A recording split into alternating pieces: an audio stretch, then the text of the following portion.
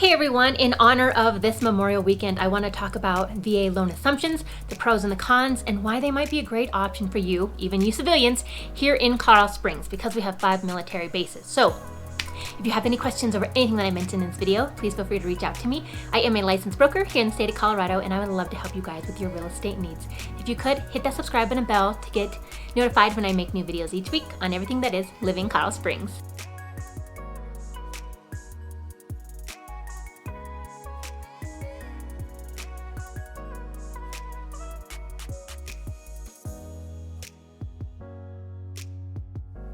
Welcome to my channel, or welcome back to my channel. This is Living Colorado Springs, and I am Alicia Armendariz.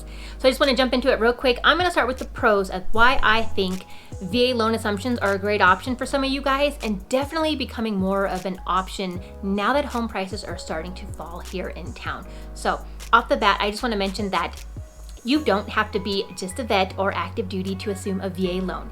You can be a civilian. You just need to kind of check with your lender if you meet the qualifications to assume that VA loan, and you probably have to fill out a little bit more paperwork, but you can, as a civilian, take over a VA loan. You don't just have to be active military or a vet.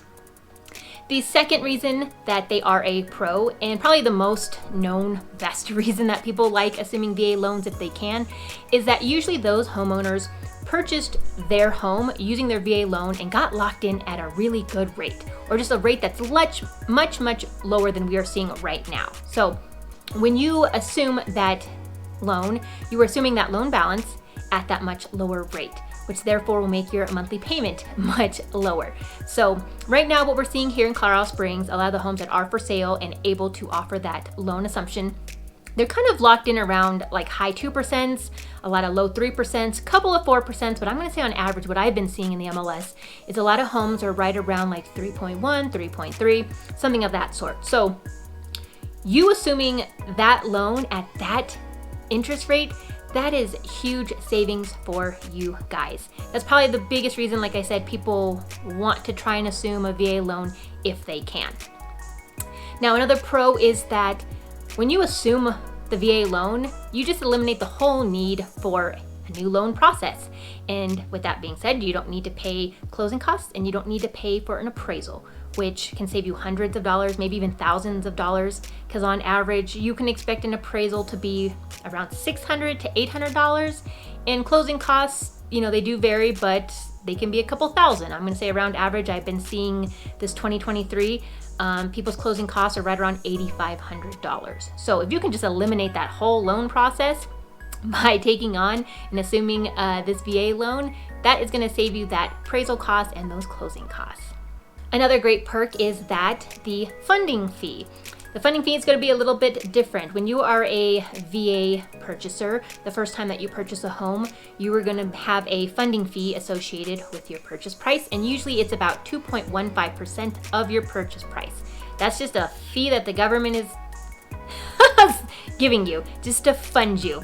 It is what it is, you guys. When you use your VA benefits, you get a lot of benefits, but at the same time, you also get hit with that funding fee. If you use your VA benefits a second time to purchase a home, that funding fee amount goes up a little bit higher than that 2.15%. But if you are a VA buyer and you are just assuming that VA loan, then your funding fee is only going to be 0.5%. So that right there, that is again huge savings. You don't really have to pay this up front. You don't really see this funding fee kind of in your hands. It's not tangible. It just gets rolled into your mortgage, but that's just still money that's getting rolled into your mortgage that you need to pay back. So if you are able to get that assumable loan at a much lower funding fee, that is again just money that you guys are saving. And VA loan assumptions also benefit you sellers. If you do have a home that you are trying to sell right now and it's maybe been sitting on the market for a while, find out from your lender if it does qualify to be assumed by a buyer. If so, that is a great incentive for you sellers to have to kind of entice buyers to come check out your home, because right now they are dealing with high interest rates. This summer of 2023, we're kind of staggering around that 6%, some even 7%. So if you are locked in at a much lower rate or just anything lower than that, definitely find out from your lender if that loan can be assumed, and then let your agent or myself know, and then just market the heck out of it that way.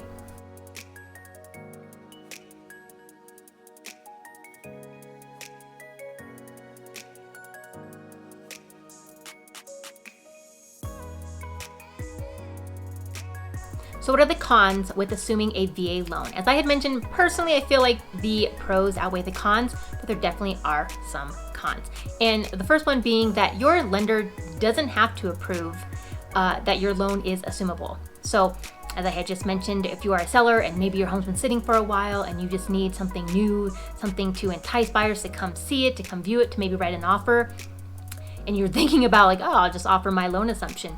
You got to get permission first from the VA. It might actually take them a while to get back to you, and they don't have to say yes if they don't want to. The second con to have in mind is that to assume a VA loan, it has to be for your primary residence. You can't use it for investment properties or rentals or quick fix and flips. It's got to be for your primary residence. The third con, which is probably going to be the biggest deterrence from whether or not you can swing a VA loan assumption, is that you need to come up with a down payment that is the difference of the loan balance to list price. So usually the VA does not require you guys to have a down payment. That is a big perk that a lot of vets and active duty just love having. They don't need a down payment. But to assume this VA loan assumption, you do need that difference. And in the past, in the last couple of years, home prices, at least here in Colorado Springs, have just been through the roof. So for you to have that down payment difference as a buyer, it just didn't make sense. Sometimes the difference was hundreds of thousands of dollars. So that just didn't make sense. But now that El Paso County, Colorado Springs has been seeing home prices decrease, that gap between loan balance and list price is getting a lot smaller, which is making it more feasible for you guys to kind of actually swing a down payment. If you have a home that you're selling and you know you're gonna have the proceeds from that home and you can swing that down payment amount, I would definitely consider it. Or if you have just been saving money and you want to put it towards that down payment, I would also consider it also. The ultimate goal here right now in buying a home in 2023 is getting into a home at a low interest rate. And since we just keep seeing interest rates kind of climb, you paying a down payment at all, even though I know you VAs don't have to, is going to save you a ton of money in the long run than trying to buy down that rate from like 6% to only 5%, maybe 7% only to the low 6.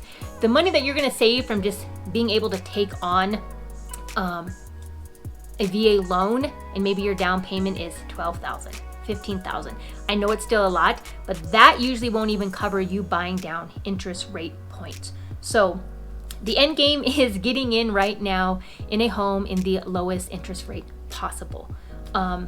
That's why it's making more sense with home prices coming down to consider VA loan assumption. That's why it's making more sense right now for sellers. If you are sitting on the market and buyers may love your house, but they just can't swing that monthly payment because of current interest rates, definitely check with your lender to see if you can offer a VA loan assumption, because depending on what your loan balance is and maybe what your neighborhood has now came down in market price, it might be able to be, swung by certain buyers. So that is a downfall, but also kind of a perk in my opinion. And the last big con about assuming a VA loan is that if you are a civilian trying to assume that loan, the seller's VA entitlement stays with that loan until the loan is paid off.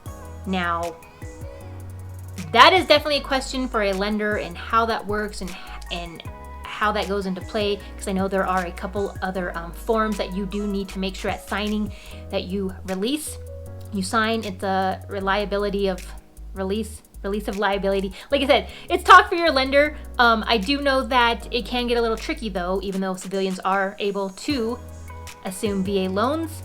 You just got to make sure you take all the steps to make sure that that seller does get all of their VA entitlement back so that they can then move on and purchase a home if they'd like with their VA benefits. So as I mentioned though, guys, these are all questions to definitely go more in depth with your lender about. Do you as a seller, does your loan qualify to be assumed by a buyer? As a buyer, do you meet the qualifications to assume a VA loan? A lot of questions to be answered from your lender, which I highly recommend that you reach out to, or if you need somebody to talk to, I got lenders up my sleeves. I got a ton of lenders for you guys to talk to. They do a great job. They are specialized in VA loans since we are here in Colorado Springs, and the majority of my clientele is either relocation or military. So if you have any questions over anything that I mentioned, please feel free to reach out to me. Like I said, I am a licensed broker in the state of Colorado, and I would love to help you with the real estate needs. Please hit that subscribe button and bell. And until next time, I'll talk to you guys later.